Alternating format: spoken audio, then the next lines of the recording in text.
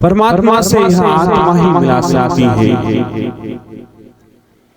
और जीवन में भी हमें अगर उस परमात्मा की भक्ति करना है, क्योंकि जीवन में अनेक लोग आते हैं, कुछ लोग तो जैसा करोगे वैसा ही तुम्हें यहीं पर ही भुगतना पड़ेगा, ऊपर जाने की जरूरत बची ही नहीं। जैसा कर्म करोगे वैसा ही फल अभी ही प्राप्त हो जाएगा।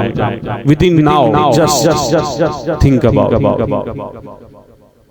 तुरंत प्राप्त हो जाएगा। चिंता करने की जरूरत, जैसा कर्म करोगे वैसे तुमको, अगर अभी सास ससुर की सेवा करोगी तब कल जाकर के तुम्हारी सेवा होगी, नहीं तो तुम्हें भी खटिया पर पानी देने वाला कोई मिलेगा नहीं। अगर घर में आज सास ससुर को भोजन दोगी या बच्चों को भोजन देगी तो कल जाके वही बच्चा तुम्हें भोजन देगा। तो इसलिए ध्यान रखना जीवन में। यह कथा यही सिखाती है, कथा होती है जीवन में, इसीलिए कथा के माध्यम से जीवन में बदल घटना चाहिए, समाज बदल होना चाहिए। जीवन में तो अनेक लोग आते हैं ना, अनेक। शबरी मैया को जो है, शबरी मैया का जो तपस्या कर रही थी, 10,000 वर्षों की उनकी तपस्या थी अपने प्रभु श्री राम को पाने के लिए। कितने वर्ष? 10,000 वर्ष। तो अपने प्रभु को, अपने गुरु को, अपने जो गुरु ने उन्हें शब्द दिया था कि तुम्हारी इस दुनिया में राम आने वाले हैं, तो वो क्या करती थी पता है? अपने रास्ते से पूरे कंकड़ पत्थर जो है वह बाहर करती थी, उसे भारती थी रोज रास्ते से। इसलिए अपने जीवन में जो कुछ लोग आते हैं कि जो कांटे बनकर के अपने जीवन में आते हैं, तो उन्हें उस कांटे पर भी जो है, उन्हें उस कांटे पर भी उसको जो है तो दूर करना।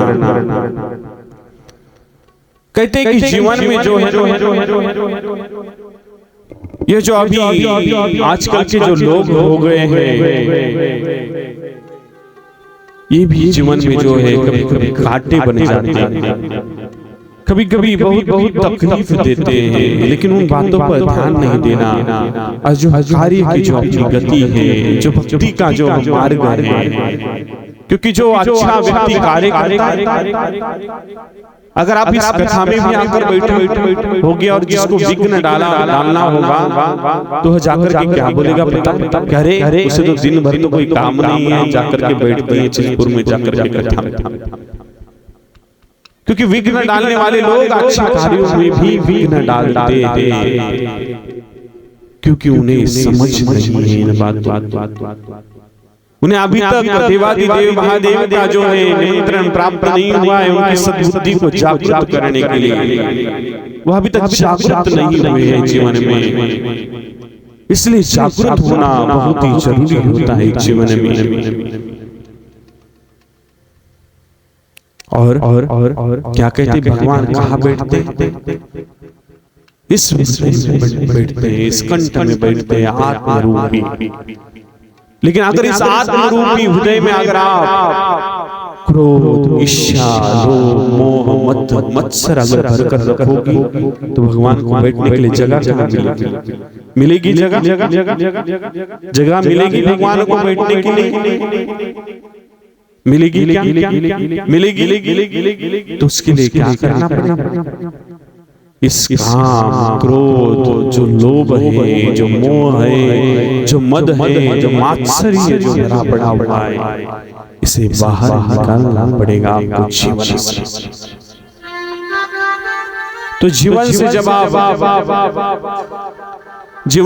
आप इस काम रूपी, क्रोध रूपी अगर भगवान को निकालो,